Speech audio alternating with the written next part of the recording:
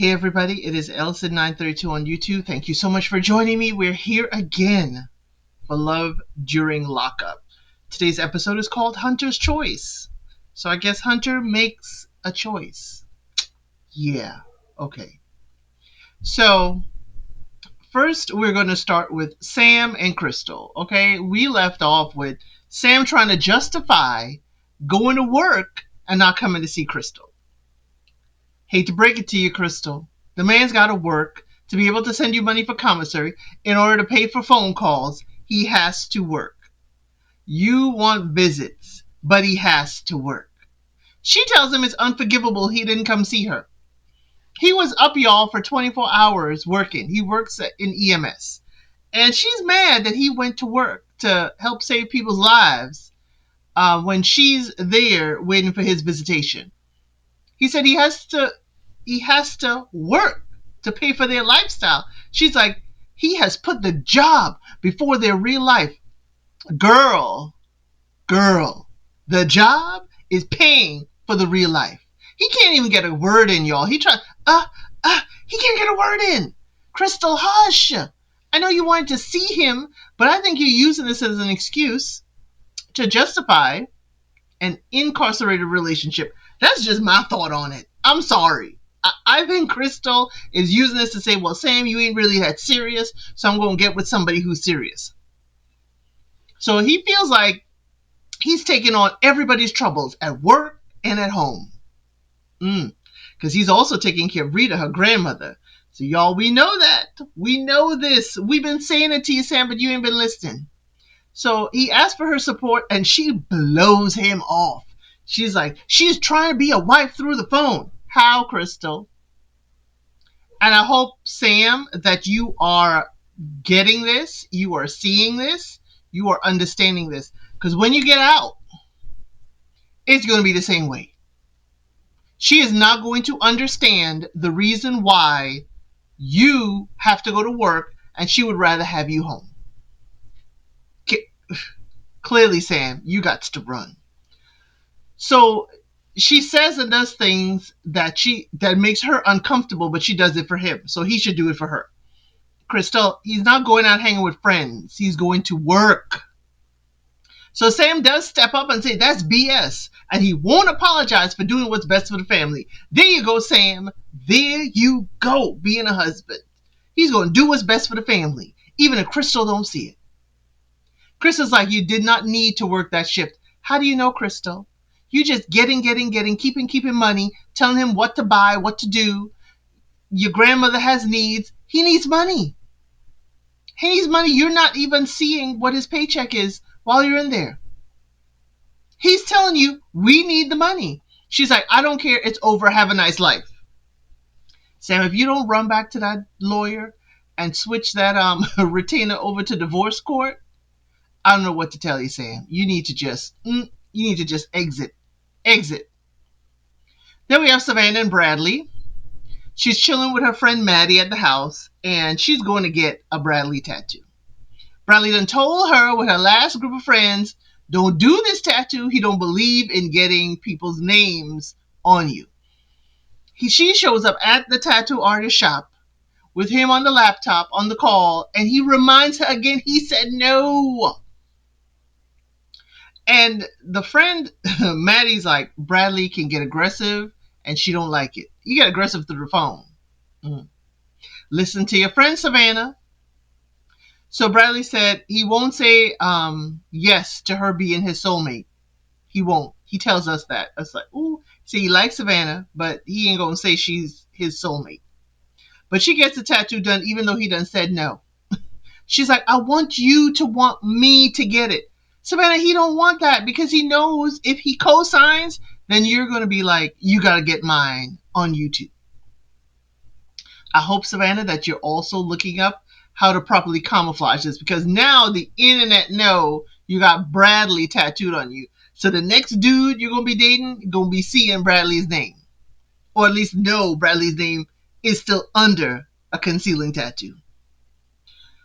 So next we see Savannah talking to her grandmother. Y'all, I go through the whole episode, what happened to each couple. I don't like to break and go bit by bit like the show does. So Savannah's talking to her grandma. about the family history with illegal substances. Savannah's grandfather was an addict. Her mom, and now Savannah. Grandma been carrying the weight, y'all. Grandma been What I've seen with Love During Lockup is the grandmas are carrying a lot of weight. If we get to Tia, remember Tia didn't know her dad after a certain point, and her grandma been keeping up the relationship. Grandma's been carrying it. So we found out how grandma amassed her wealth. It was through her second husband, and they sold software to the government, and that's what built the house, the extravagant house they have. So we also learned that grandma is not afraid to call the cops on Savannah and her friends when she needs them removed from the house. You better go, grandma. Grandma's like, I'm not having it. I said don't bring it to my house. I told y'all get out. You don't get out, I'm going to call the cops. Remove all of y'all. I was like, ooh. Grandma's like, I love you, but I ain't playing. So grandma says she's okay with Bradley coming over, but not when Savannah not there. See, I love grandma got her boundaries. Like, he can come over when you are present. So she's like, well, Savannah's like, can I give him a key, grandma? Grandma's like, no, he don't need no key. Why you need a key if he only coming when you here?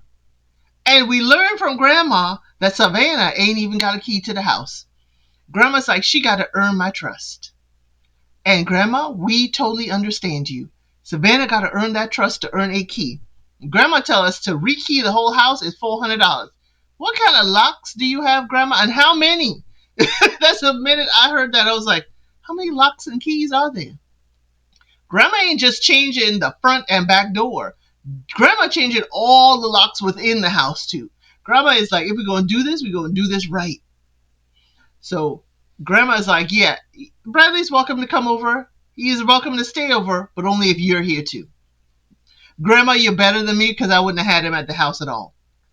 I would have had to see him be free and doing what he needs to do for at least 6 months before he's allowed entering the house, other than having dinner maybe with the family or whatever. But it ain't my house, it's grandma's house.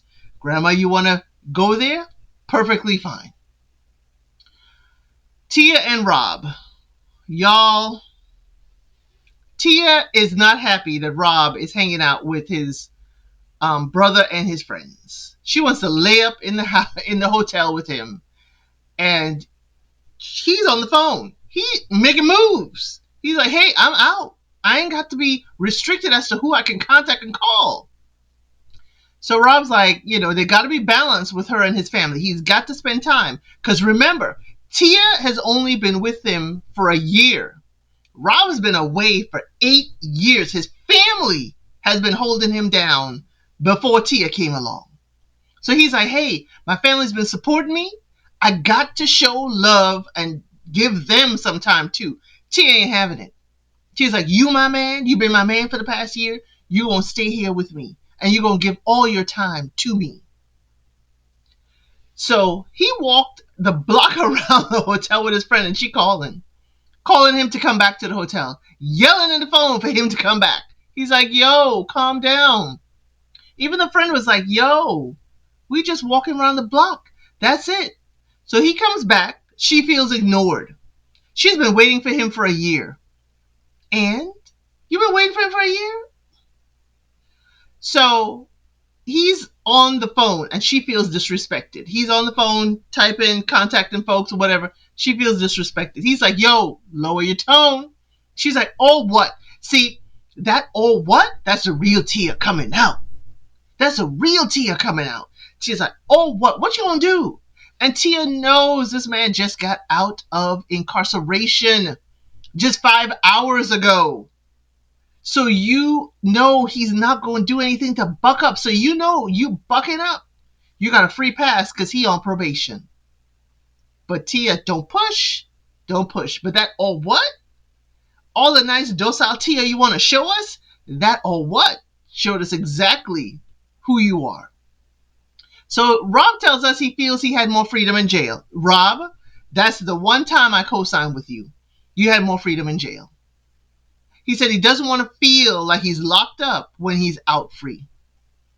Now, she was in a towel throughout this whole interaction since he came back. She was in a towel. Okay? Did she think this would distract him from the argument? That's my question. You know he's coming back with camera crew. Why would you be in a towel? You weren't even in a robe. You were in a towel. And later on we see she walks out on a balcony of this hotel in New York City in a towel. Anyone can see you, Tia. Why are you out there in a robe? Rob eventually apologizes for making her feel less than. Tia tells him she wants, to talk, or when she says she wants to talk, put down the effing phone. Tia wants your undivided attention, Rob. It sounds like she's thirsty for it. I know he's out and he has to go somewhere else to parole, but Tia, you can't be up under the man 24/7, and he can't be up under you 24/7. I'm sorry. Tia says she can't walk after her night with Rob, overnight after I guess he apologized between the sheets. Why do we need to know that, Tia? You know you are telling the rest of the women what his skill level is. Maybe you should keep some things to yourself. Okay? So he has to go meet his parole officer. He wants to develop a good relationship, so he wants to be on time to meet this person. His sister goes with him, and the sister said, hey, why don't you ask the parole officer today if you could go parole at Tia's? You should be able to parole, because she want to be up under you all the time, 24/7. You might as well just go there and ask for permission now. Say, hey, you got a girl. You didn't know if her place would be approved, and hey, now can you ask? So Rob did the most responsible thing. Before he goes to ask the parole officer, Rob calls Tia back at the hotel. Said, hey, I go in here. If I, talk to my PO officer, can I suggest your place? And Tia says, not right now, because of her daughter. Not right now. Tia, another first responsible thing you're doing, he's not moving in with you right away because of your daughter. Gotta respect both of them, him for checking first and her for saying not right now. But Rob, we knew this was not right now. We knew this. Tia been saying this, so I'm sure she told it to you. Are you using this to create distance? Are you using this? Because I'm thinking you're like, hey, can I ask my parole officer? Now that we done got down and you could barely walk, hey, have I proven myself to be able to come in and live with you? Or are you using it to say later on, well, hey, I asked you if I could come live with you and you said no. What you want me to do? This is where I'm living now because you said no. See, Rob, I'm peeping game. I know your sister done said it and all, but I'm peeping some game here. Like eventually or possibly when you do your dirt, babe, I did ask if I could come live with you and you said no. So I had to go live somewhere. You may not like my living arrangement, but this is where I gotta be because I can't be with you. Ooh, Rob. I'm peeping the game. So next we see MJ and Willie. So her ex-army is coming over to see her, and they meet outside. I'm like, are y'all meeting outside intentionally so y'all aren't tempted to hook up again? I'm just saying, MJ, you said you hadn't had drinks and stuff, but are you meeting him outside in the front lawn because you don't want to be in the house? So she asked him straight up, what do you want? He's like, I want my wife back. Ooh! Ami said he want his wife back. They done divorced, y'all, but he wants his wife back. And says she looked miserable. She says she doesn't believe him. He doesn't keep his word. But he says she don't keep her word either, because every time she says she closing their chapter, she keeps opening it up. Opening it back up. Every time. Every time. Every time she keeps opening that chapter back up. So again, we got two people who can't keep their word. She can't keep her boundaries, and he can't keep himself up to where she needs him. So she says she's going to close this chapter once and for all. Her Uber gets there, and he says he wants both of them to go into his truck. He's like, I can take you to the airport. No, I don't think you go head to the airport. You might head straight to your apartment, and her luggage are in the truck. Don't trust it. But MJ doesn't trust it either because she hops in her Uber. even after he says, "Can I take you to the airport?" And Willie calls and goes off on her about Ami. Did she sleep with Ami? And you went there to see Ami? Da da da da da da. Willie goes off. Willie is crashing out. He calls her again while she's doing the confessional because he hung up on her. And she tells him she loves him, wants to be with him. And he keeps bringing out Ami's name, but she keeps reiterating she wants to be with him, Willie. Says, he says that she has been bullshit the whole time. Because of her past with her ex, Willie says he's a little worried. He was going off. He's like, you done BS'd me before. Why should I believe you now? So now when MJ is finally ready to make a decision because of her past jumping around with Ami while she with Willie, that's coming back to bite her. Now nobody believes her. Nobody believes finally she's made a decision that she's going to stick to. So lastly, we got our throuple. Kate, Hunter, and Kaylee. Remember, the title of the episode is Hunter's Choice.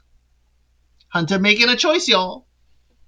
Hunter got 8 months until release. Why are you making a choice now, Hunter? I'm just kidding. You shouldn't be playing these folks. Kate is doing yoga in the park in the midst of ants with her friend Leah.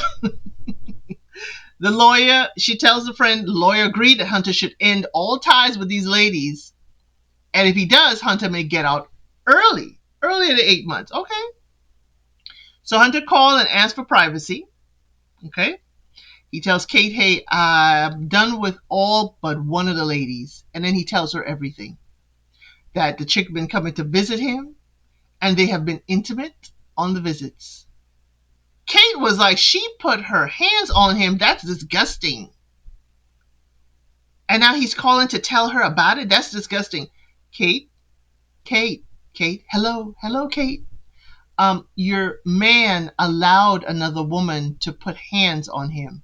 The woman couldn't just come up in there and just put hands on him. She was allowed to. So if you're calling the other woman disgusting, you need to call him disgusting. If you're calling the other woman disgusting for paying and then coming to touch on an inmate, guess what? This inmate took her money and allowed her to touch him. So Kate, your whole, thing about disgusting, I think you need to look long and hard, because if you're looking at the other woman as disgusting, Kate, you need to also look at Hunter as disgusting. Okay? Just fair play.